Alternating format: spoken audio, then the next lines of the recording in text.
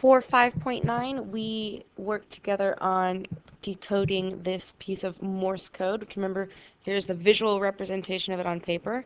You could also use it visually with lights, and it is usually used with sound, which is all of this is part of the second industrial revolution. Now, this falls under the category of the Industrial Revolution. We're going to talk about the second phase. So the first phase is everything we have already talked about. The massive changes to the way of life, the way humans live and work. So that means transportation, the process of urbanization, going from an agricultural system to an industrialized system, the steam engine and all that that means, powering factories, powering the railroads, all of that. These massive changes, unlike anything in any time of human history. The second phase is about technology, and the way that technology for us is about things getting smaller and better. If you think of old cell phones were really large and bulky. Now we have a computer in our back pockets. It's about finesse. It's about the fine-tuning. So we're going to be looking today at things that are improving existing systems. First, we're going to look at steel. We have already been using iron in the Industrial Revolution. Steel is a metal alloy, a combination of two metals. So the two parts, there's pig iron.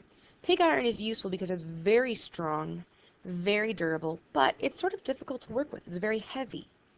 So there are limitations to that. It is combined with wrought iron. That's what the fancy gates are made out of. Wrought iron is flexible. It is easier to work with. So in combining these together, getting the qualities of both, you end up with steel. Now, as you know from chemistry class, to create an alloy, usually you need heat. So the way steel is produced, there's a couple of ways that become popular. There's two that I want you to know about. The first is the Bessemer process. It's sort of like a pressure cooker of sorts. It is a closed system, so the temperature gets super, super hot. A couple of other minerals are added, and because of this extreme heat, the impurities from the metals are able to be sort of siphoned off, or they rise to the top and they can be cleaned off. This means that the steel resulting from the Bessemer process is stronger, is of higher quality. Another alternative, another popular way of producing the steel was the Simmons-Martin process. This was not closed like a pressure cooker, it's open sort of like a cauldron. This method is popular because it's more economical.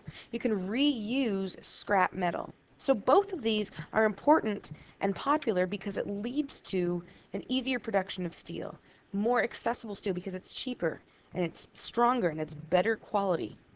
That means that steel can be used to build bridges and railroads and taller buildings, because steel is what makes it possible for us to have skyscrapers like the Petronas Towers in Kuala Lumpur, Malaysia, or like the Burj Khalifa in Dubai.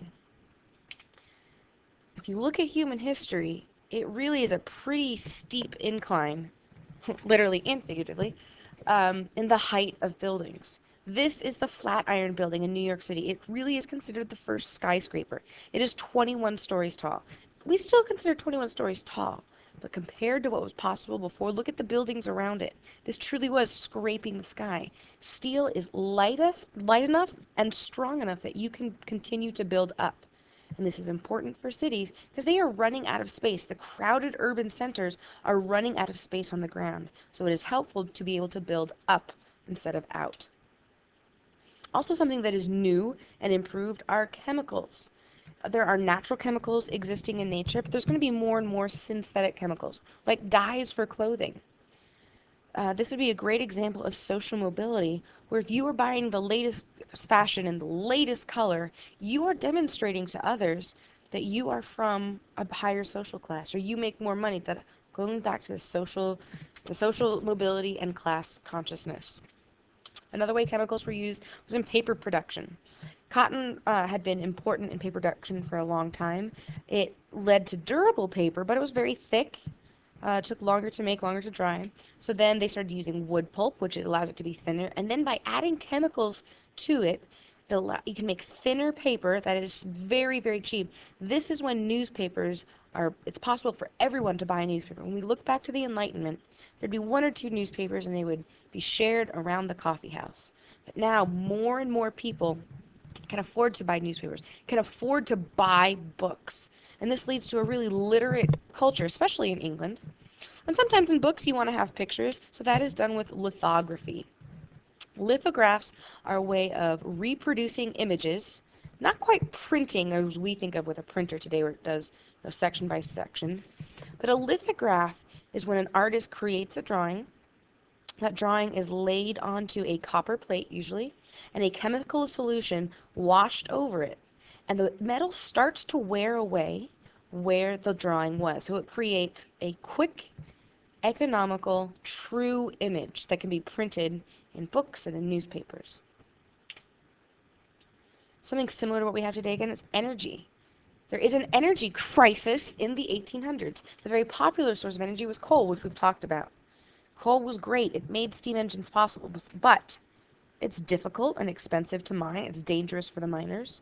It takes up a lot of space. It's heavy, expensive to transport, and it causes pollution in the air. It makes your houses dirty, and that's why you have all those chimney sweeps in Mary Poppins. So in the mid-1800s, they're looking for other sources of fuel. They end up looking to oil and petroleum.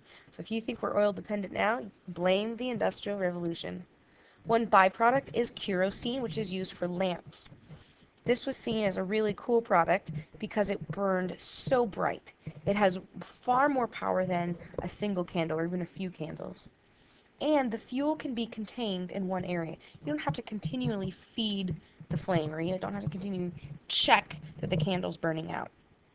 One problem, however, is kerosene is extremely flammable. So there are lots of cases of house fires, so it becomes a little bit dangerous, but it's an improvement. We're moving forward. Another thing is natural gas, which is often used for house lights and street lamps. As the urban cities get more crowded, as people are going to work at all times of day, they need to see where they are going. All of this means that fuel sources can be contained. You don't need someone continually feeding the fire with the coal.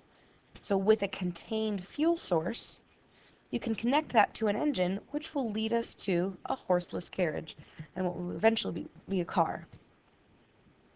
Another important energy source is electricity. And we like to think that Thomas Edison invented electricity, or maybe Benjamin Franklin, but the truth is it is harnessed. Benjamin Franklin is remembered because he figured out that it is possible to harness electricity through lightning.